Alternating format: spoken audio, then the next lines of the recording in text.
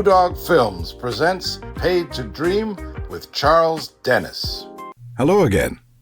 This is Charles Dennis with another vintage Paid to Dream audio interview. With a country teetering on the brink of dictatorship, I wish that the late Ed Asner was still with us. He would not be afraid to speak up. As I say in the interview, he was my Victor Laszlo. He would not let this go by in mute silence. Listen to Ed Asner and be inspired. Ed, are you there? What do you want to know for? Well, it just would help us to get the ball rolling. I woke up in the night thinking about this interview coming up, and I thought, Ed Asner is my Victor Laszlo. He is the man leading the good fight whom we must all follow. And I remember when you were doing Born Yesterday and you couldn't go to a meeting about Nicaragua somewhere on the Upper West Side, and you sent me as your delegate, and I realized then if the FBI ever wants to take my picture, this is a good time. So I've always wanted to thank you for throwing me into the mix. Well, I'm sure you broke the camera. As you broke the mold, my dear. I'm looking at the New York Times book section. Yeah. And here's a book on the formation of the Royal Society of London for the Improvement of Natural Knowledge.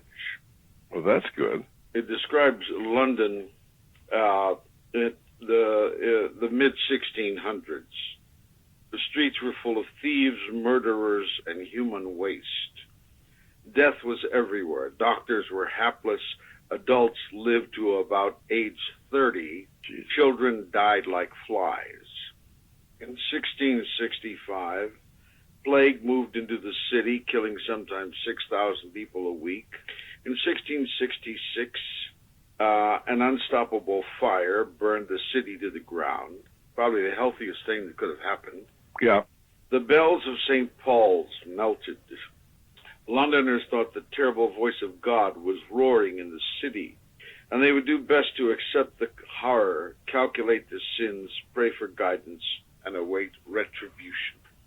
But don't forget, there were a lot of Puritans who were not happy about the restoration of the monarchy. So I think a lot of that God's, wrath was coming from that end of it, very much like our Republican chums today. Yeah. The charmers of the world. Yeah. Listen, I want to leap right into this and talk about the present state of the Screen Actors Guild. You having been the president once upon a time, where do you think it's going? Well, seeing the little bits and pieces of, I feel it's like a piranha action.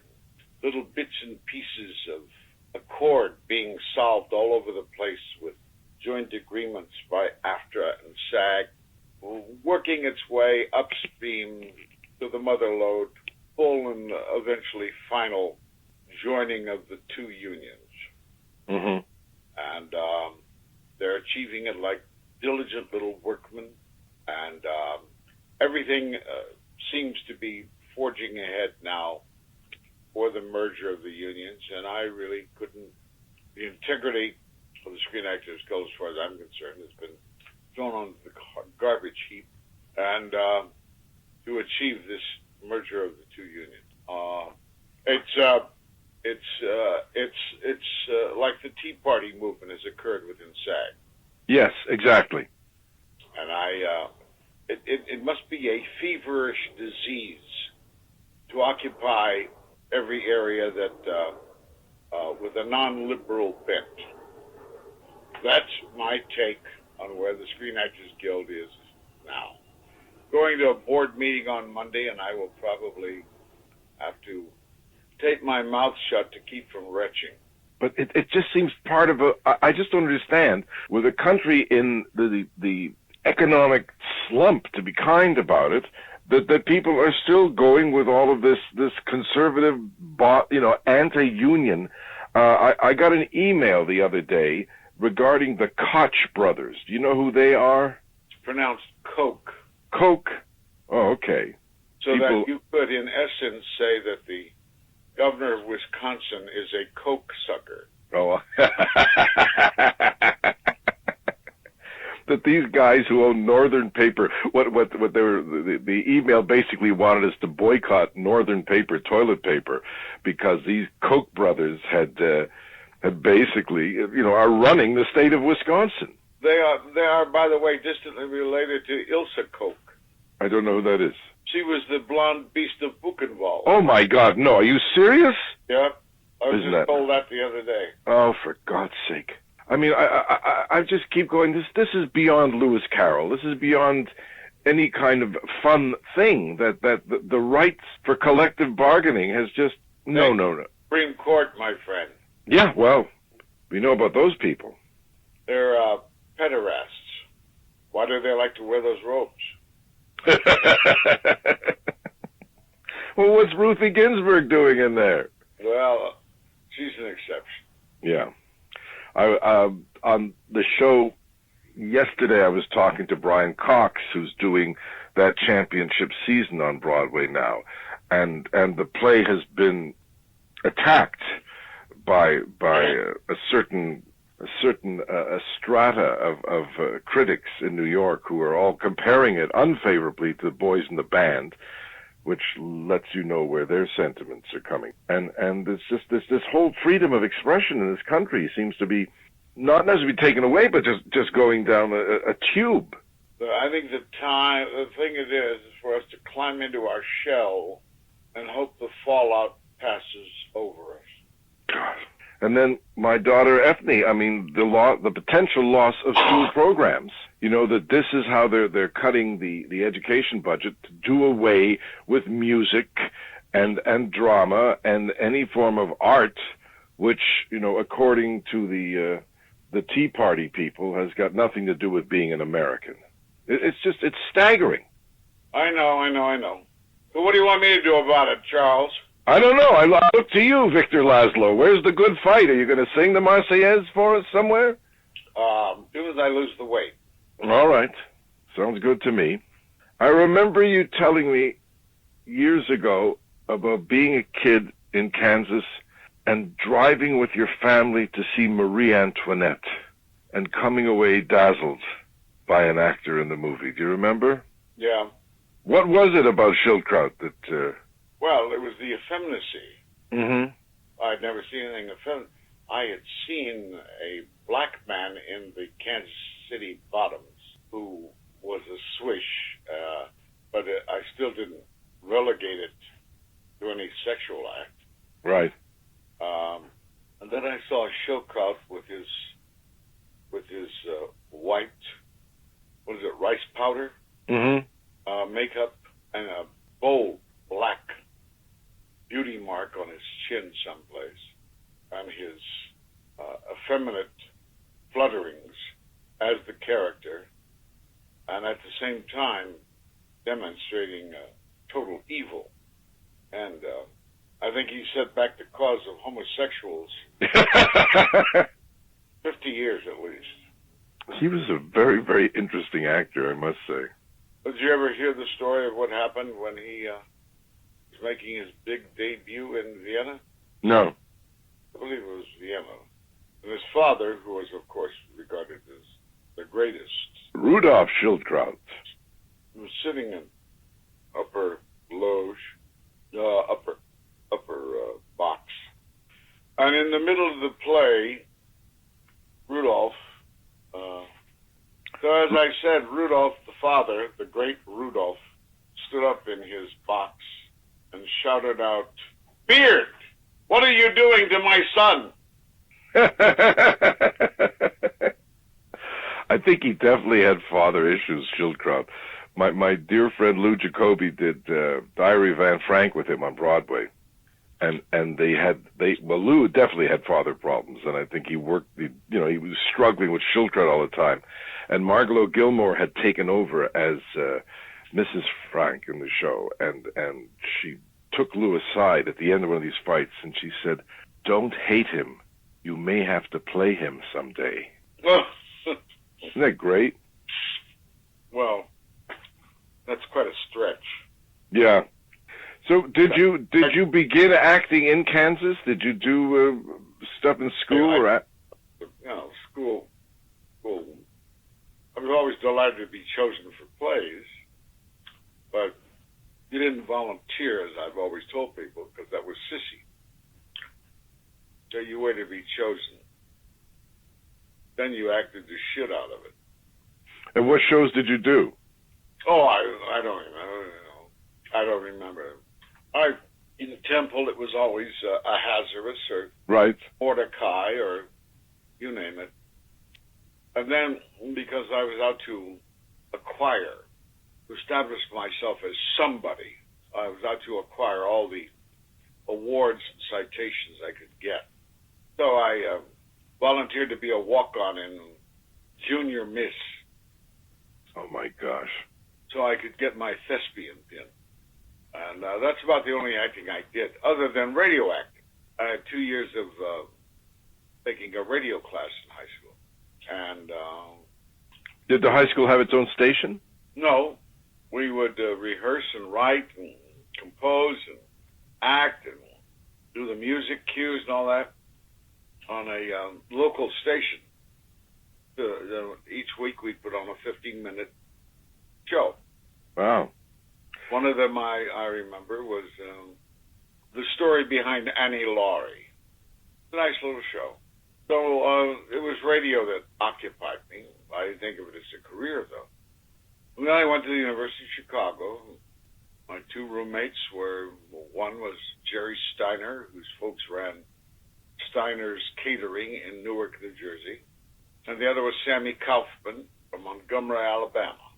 And they regarded me as a jock, because I played football in high school. So for my birthday, which happened soon after we started school, they gave me a beautiful, beautiful Valenti Press edition of the Song of Songs. And I adored it. And somewhere during that first year, they announced that they were going to start a closed-circuit radio station in the Burton-Judson Courts, which was the main dormitory system of the University of Chicago. 3 stories, Gothic, overlooked the Midway. Their first project was going to be a production for radio of Richard II. So my little roommate, Jerry Steiner, had become quite involved in the theater movement at the U of C, which was all extracurricular. So I said, what do you think I did radio in high school? You think I ought to try out for this thing? And he very pompously said, well, I don't know. Let me hear you read. Oh, dear. So I picked up the Song of Songs, and I stood at one end of the room. He plopped himself down in the main chair, and I read the Song of Songs to him. His jaw fell open. And, I was a Kansas hick. So where did you learn to read like that? And I shrugged, nonchalant. He said, by all means. So I ended up doing the Duke of York and Richard II. Time passes, and we come to spring. He comes bustling home one day, and he says, I decided to go to summer school, get out of college as quickly as possible. He comes bustling home, and he says, they're going to do Murder the Cathedral as the summer production at the University Theater. Check the book out and read for it, because you can do any of the roles in it. Well, I checked the book out. I was trying to impress the girl I was dating. Took her to the reading with me. I didn't read the play. Well, I got up on the stage and I read some of it. And first they offered me, they were doing double casting, so I played a tempter and a knight. That was the double casting they were doing. They had several Thomas à Beckets. So on the off night, they were going to have the one who wasn't playing Thomas do the 4th tempter. So as time went on, Fritz Weaver was going to be one of their Thomases. And as time passed, their Thomas à Beckets were dropping out. So he kept saying, well, now read this, prepare this role while you're home on vacation, or prepare that role. But I said, hey, make up your mind. Decide what you want me to prepare to look at. I won't do it, but I'm not going to do all of that. So they ended up saying, all right, look at Thomas and the 4th tempter. So I came back, and there was one other Thomas there. He was an academic, not a good actor. But we were doing the play 3 nights, and they would decide at the end of rehearsals who would do Thomas 2 nights and who would do it 1 night. And they finally chose me. I was the robust Thomas a Beckett. And I was so unschooled that the one night I was playing the fourth tempter, the academic who was doing it his one night blanked out. So in view of the audience, I was giving him lines, whispering them, but certainly evident to all watching that I was cueing him.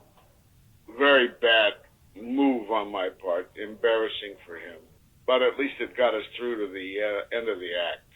And that's what hooked me. I also won and wooed and won the lady in the chorus, and began my first love affair. So I was hooked forever into theater. And then you did your military service in Europe and did theater. You toured, right? No, what do you mean tour? Did you not do shows for the Army? No. I was being schooled in radar repair at Fort Monmouth, and I decided to go to the special service officer and try to get into special services.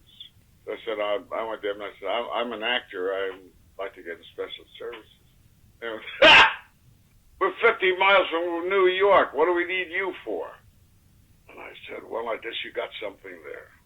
So I stayed and fulfilled my duties as a radar repairman. Thank God for the salvation of the country, the United States Army. I was never asked to repair a radar.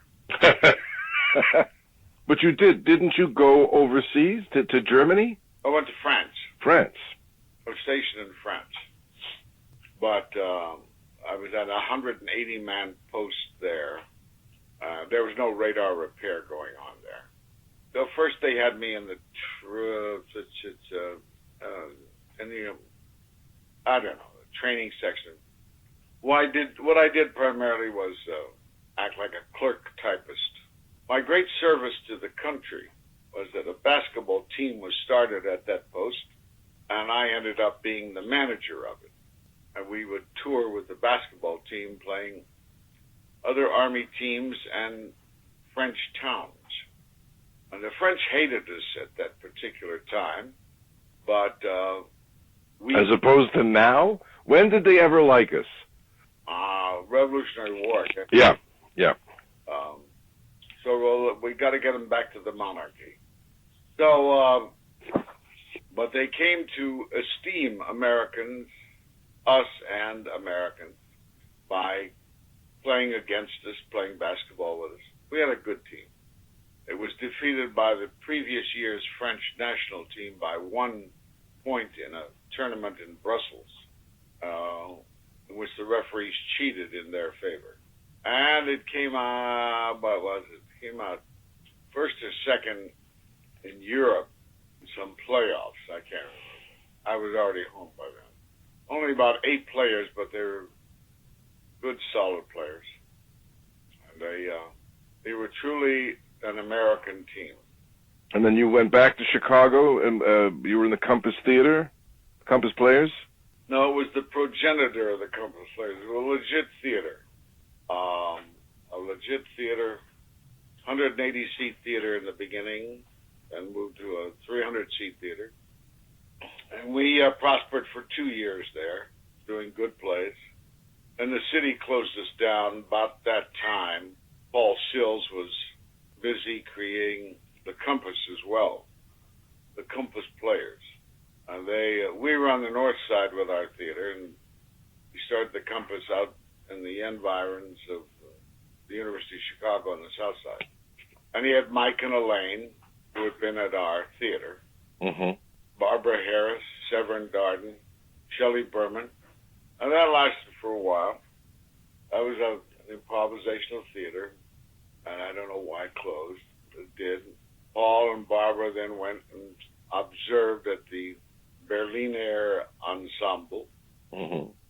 Came back, and Paul got directorship of the Studebaker Theater and brought in big Broadway plays with Geraldine Page, etc. for about a year. he quit or got fired from that. I don't know what it was. And then shortly after, he started Second City. I was in New York by then. And I came across a credit I didn't know about before, an early TV credit of yours called The Night America Trembled, about the War of the Worlds broadcast. That's a funny bit. I was working my way up in Studio One in New York at this time. A little larger role, a little larger role, a little larger role. So they were going to do a TV show based on Wells' War of the World and how the country was affected. So Alex, can't remember her last name, the casting director for the show. Right. Called up my agent, said they wanted me for the program. I would be one of the radio actors. So I mean, it's about the radio broadcast. I thought it would be a fairly big starring role. So I communicated that to my brother who had a building materials business in Kansas City, Kansas at that time. Very successful. And he got the Kansas City Kansan, printed a big article about me, starring in a CBS show of, what the hell was it called? The Night America Trembled. Oh, well, what was the... the War of the Worlds. No. The CBS show that Was it Studio One? Studio One, yeah. Yeah. And a big article, fancy. And when I saw what I was doing on the show, we didn't even have names. I was like second radio actor or third radio actor. And they would show a little bit of us doing the broadcast in the studio. Then they'd cut to various places in America that people were reacting as if they believed, America. The invasion was real, yeah. Well, that's where the story was. That's where the acting took place. I felt like a big schmuck. Talk about your embarrassment. Goodness gracious. And not long after that, you took over as Mr. Peachum in Threepenny Opera? Oh, I think I was already. And was Lotta Lenya still in it? She came in at one point when she did come back for a while. Yeah, what was she like? I came in to Threepenny in February of 56, and I left in October of 58. Wow. What was she like? She was lovely. She was very friendly. Nice. Good. I think she liked my understudy better than me. Who was that? Al, I can't remember. Somebody, yeah. And then, to my amazement, I'm looking at you playing Prospero in The Tempest. Yep. At the East 74th Street Theater. Well, I had been a smash in Chicago when we did it. Yeah. Barbara Harris was my Miranda. Ah. And the rest of the cast was good. Zora Lampert was Ariel. So the director of it wanted to recapture his success in New York. So he brought in as many of the actors he could get from the original. He had to, he couldn't get Barbara. He got another Barbara. I can't remember her last name, though. Couldn't get, I guess Zora did do it. I think Zora did do it. I can't remember. But it was a flop. And Brooks Atkinson, it was his next to last review. And Barbara Berger, or Berger. Berger. Berger was Ariel. Yeah, I see. Well, who was... Oh, Monica May. That's right. Was Miranda. Says here Nancy Reinhardt. Was what? As Miranda in New York. You're the only person in this whole cast list that rings a bell with me. Nancy Reinhardt? I remember Monica May. I don't know what to tell you. Maybe she used a phony name. Yeah. Directed by Rolf Forsberg. Yep, yeah. Still alive. But Brooks Atkinson, it was his next to last review. And in it he said, Ed Asner as Prospero sounded like a train conductor. Jesus. And I read it, and it was wonderful. I was furious. I wasn't hurt at all. I was furious. God damn it. Knowing it was his next to last review. And I said, I was furious because I knew that by the time I got him to see me again, he would no longer be reviewing, because when he saw me again, I felt, absolutely sure he'd be eating his words. I knew I could never bring it off. And then your next Broadway appearance, and I bring this up because I'm fast, I didn't realize who directed. You did Face of a Hero with Jack Lemmon, but it was directed by Alexander McKendrick. Well, he was replaced. Ah. I'm curious because I just did a whole thing on Sweet Smell of Success and people going on about how dithering he was. This great rep, he couldn't express himself or something. Where did you hear that?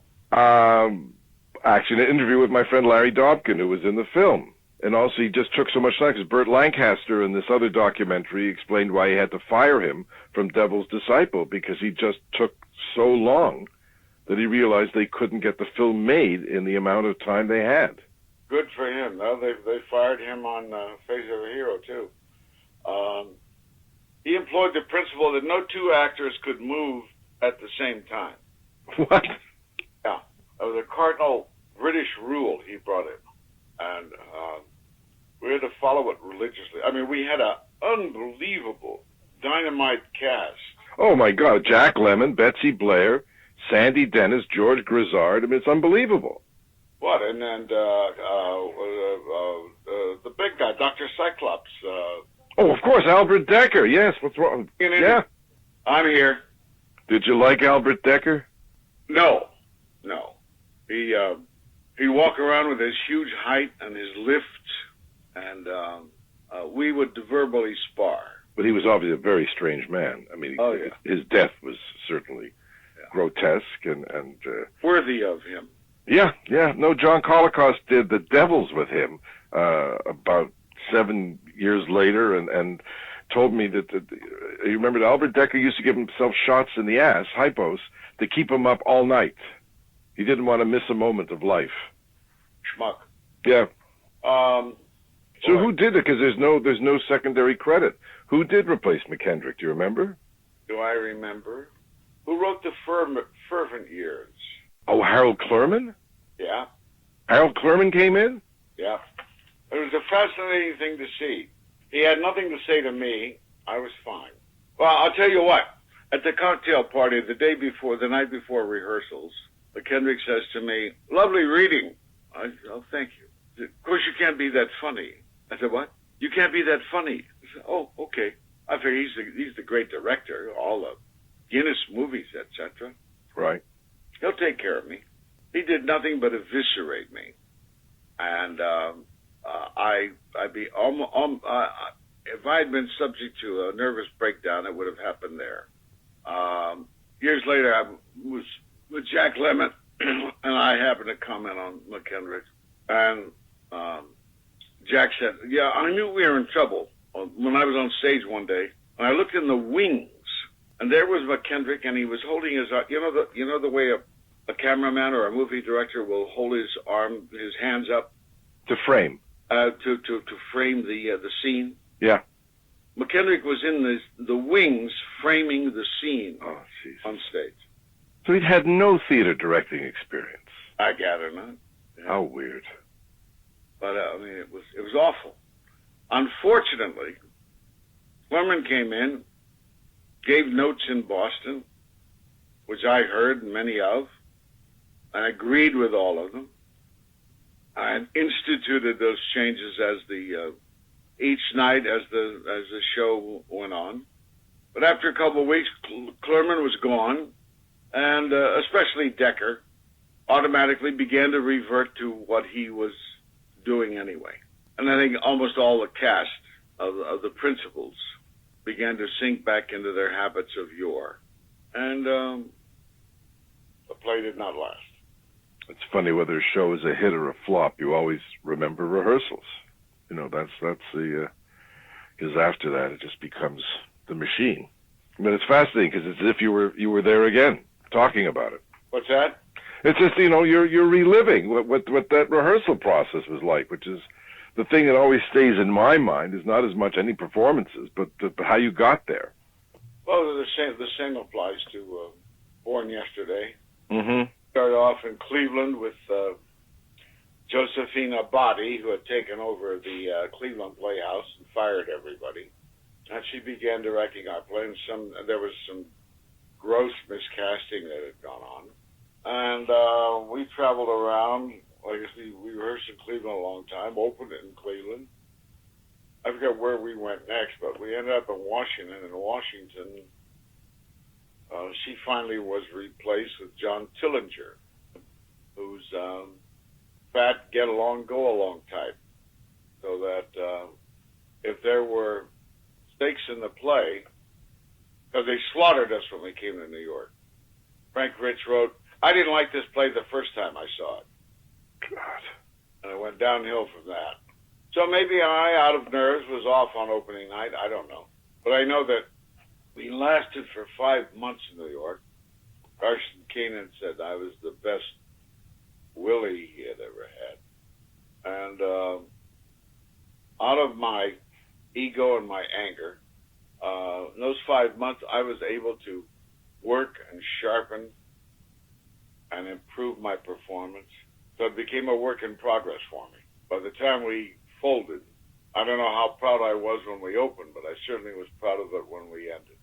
Well, that's good. That's good. What was Howard Hawks like? Oh, Carl Fredrickson. He was patterned on Howard Hawks?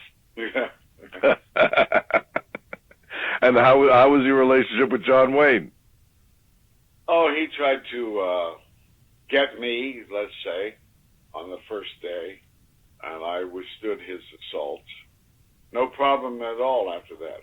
He tested me the first day. Mm-hmm. Another theater guy.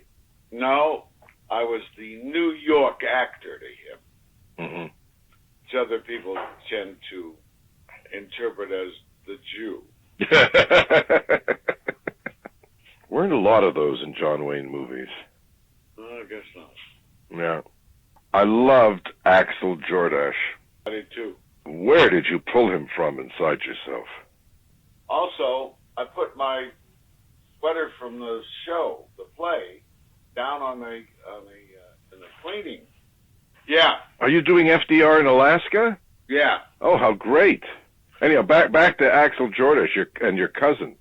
Our cousin said it was all he could see was my dad, and I certainly didn't have my dad in my mind, but the terseness was there.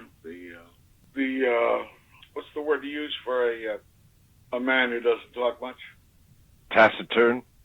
That's it. Yeah, it's the other side of the coin. But Axel Jordache and Jacob Asher in Daniel. I mean, those are two that I treasure in your crown. And your taste is excellent because I think they Oh, are. they really are. Just and they're there forever. Thank God. Well, of course I have to. It's once and for all. Who killed Lou Grant? Who killed? Yeah. With Bill Paley. At the behest of somebody? Well, he was good friends with Reagan. Right. Like the controversy that was going on. So he killed it. A hit show. Oh, I don't know about a hit show. Being an idea show, it was never number one or even close to it. But they even flew a CBS executive out, try to explain to me that it wasn't the sponsors canceling. He said sponsors were waiting in line to take the place. Kimberly Clark dropped out. Vidal Sassoon, that Jew bastard, and Cadbury's dropped out. But lovely guy, vice president, I can't remember his name, flew out from New York to tell me that sponsors were standing in line, but that they were afraid that with the cancellation of MASH, that they wouldn't, their Monday night would be devastated, and so they got rid of Lou as well. But I've heard stories about Paley coming into the room and seeing Lou Grant still up on the schedule and saying, "What's that doing up there? Get it off there! Get it off there!" So I tend to believe that story. And all this because of you being the president of SAG and getting involved politically in things that I made announcements about foreign policy. Yeah. There you have it. And nothing seems to have changed. Pretty scary. No, of course not. Well, one of my favorite memories of you Never two. will change. No. Geld rules. When we were doing Hard 4 in Las Vegas, and I had the shot lined up, and I said, "Where's Ed?" And they said, "Oh, he's over there," and there you were at the poker table. I did not realize that you were such a poker fiend. I love it. Ah, do you play regular? Do you have guys you play with? Not really. I play at Norby Walters' house, Yeah. but that's all I do. I won once on Celebrity Poker. Really? Yeah. Good for you. So you're off to Alaska to do FDR again, and for people listening, where else is it coming to? Do you know in the next little while? Butte and Helena, Montana. I'm told there have been inquiries from Boston. Longview, Washington. Columbia, Maryland. Yeah. Well, run, don't walk to see Edward Asner as FDR. It's a wonderful evening. I just loved it, and I just love you, man. Well, you're a great trooper. Thank you. And what's happening with Hard 4? Hard 4 is out there. I'm trying to get an accounting from National Lampoon, and I now have the Screen Actors Guild investigating. So, you think you'll live that long? Yeah, Uzma lived, right? I'll keep in touch. All right. Thank you so much. Thank you, babe. Okay. This has been a Foo Dog production. Bye-bye.